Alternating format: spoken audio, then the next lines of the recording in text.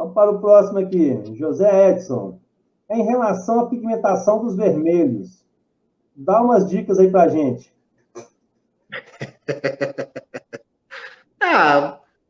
Não sei. Cada um tem um manejo, né? Eu vou falar o que eu faço aqui. Eu normalmente utilizo mistura de sementes farinhadas aqui, tá? 10 gramas de cantaxantina por quilo de farinhada e mistura de semente.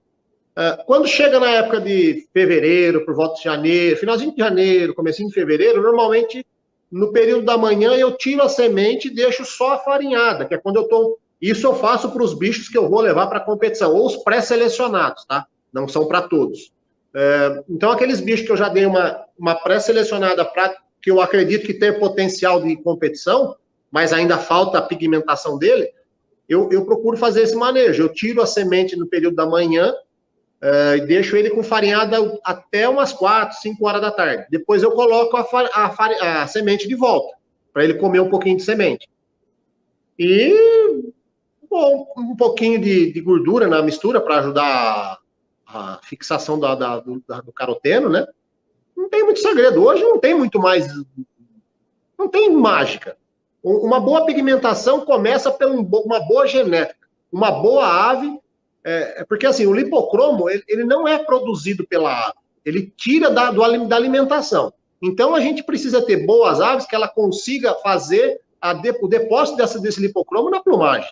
Então seria a capacidade de depositar o lipocromo na plumagem, é os bichos que a gente procura, né? E assim, e precisa dar o lipocromo para eles ingerirem, para eles metabolizar e pigmentar o canário. Então, quando você tira a semente, você força a ave a ingerir mais, no caso, a farinhada com lipocromo, né?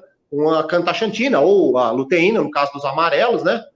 Mas o bicho não dá o que ele não tem. Então, se você não tiver uma boa genética também, filho, você pode dar até na veia dele luteína, cantaxantina, que ele não vai ficar. Ele não tem essa capacidade de metabolizar o lipocromo na plumagem. Então, ele vai comer aquela cantaxantina, aquela luteína, vai ficar amarelinho, vai ficar vermelho, mas não ao ponto de você chegar numa mesa, olhar para aquele bicho e falar, nossa, que canário vermelho, brilho, não tem essa expressão de cor, né?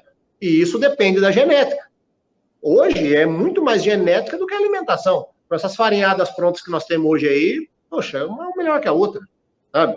Então, eu acredito que, assim, não tem um segredo hoje. Hoje eu acredito mais em genética.